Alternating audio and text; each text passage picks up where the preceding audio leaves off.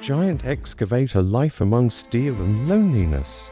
When you're sitting alone on an 800-ton beast in a cold, cemetery-like land, with no one to talk to but the wind whistling through the steel walls, it's not a job, it's a way of being.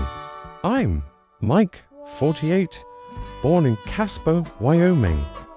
I've been a firefighter.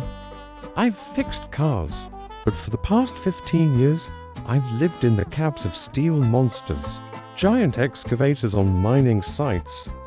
Komatsu, Hitachi, Lipo. I've driven almost all of them. They don't scare me. There's only one thing that scares me, the silence that lasts in the cab. In a place where if you get into trouble, no one will hear you scream for help. Beginning in the Aerolands, my first shift was in the Arizona desert, where the temperature during the day was over 110 degrees Fahrenheit, and at night it was as low as 40.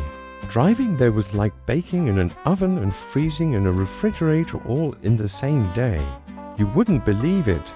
The excavator cabin had air conditioning, but when it got too hot, the electricity went out, the circuits got overloaded. The engine roared, sweat poured out and dried in minutes, leaving a white crust of salt around the collar. One day I was so thirsty, and I forgot my water bottle half a mile away. I just had to endure it. Then came the sandstorms, when the sky turned cloudy and sand started to get in every crevice. You knew you had to stop, close the door, and turn off the engine. Sand got into your lungs, got into the gears. Every time it came, the machine broke down and you had to wait, alone in the area used to work in the frozen Alaska. Do you know what cold is? It's when the engine oil is so thick, it looks like congealed grease, and you have to use a torch to warm the pipes for an hour before you can start it. It's when your hands are frozen in your gloves, and you have to use both hands to turn a single switch. The nights are so quiet that you can hear your own breathing echoing in the cabin. At that moment, loneliness engulfs you, and danger lurks beneath the ice. The ground can cave in at any moment. Sometimes, a small crack is a warning of a fatal accident. I once witnessed a Terex H400 disappear in just 8 seconds because of an ice avalanche.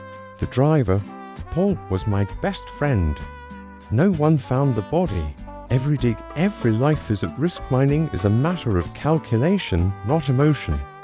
But as a machine operator, you have to feel the ground. You have to know when it is hard rock, when it is soft mud. One wrong dig can cause the bucket to get stuck, tipping the entire 100-ton machine. I once drove a Cat 6090 FS, the so-called Steel Beast. It was a beautiful sunny day, then a cloud came and it rained for 10 minutes, enough to turn the rock into a quagmire. I tried to control the bucket to retreat, but the machine was stuck in the ground. I sat there for 3 hours waiting for rescue. I couldn't leave the machine, couldn't call anyone. There was only the smell of oil, the warning sounds and confused thoughts. If the machine goes a few more feet, it will fall, and no one will find me.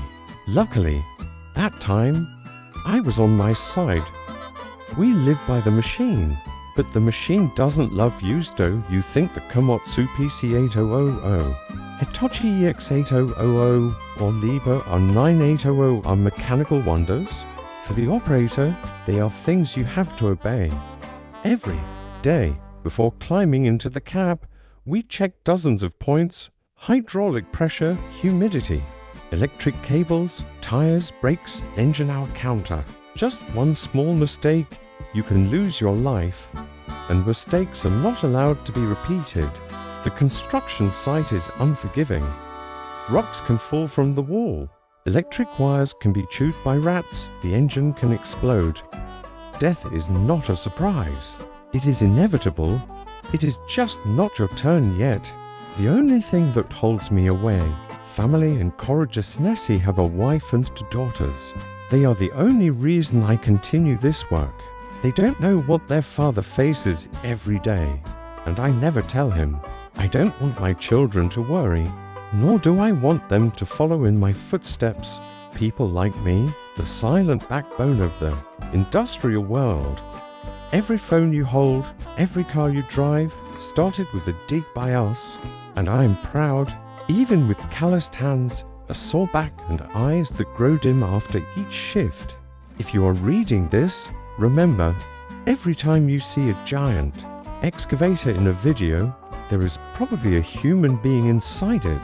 A father, a friend, a loner fighting silently to keep the world turning. The unanswered question, if I could do it all over again, would I still do this job? Probably not. But if I could do it all over again, I would do it as well as I did. Because we don't just dig the ground, we dig the future.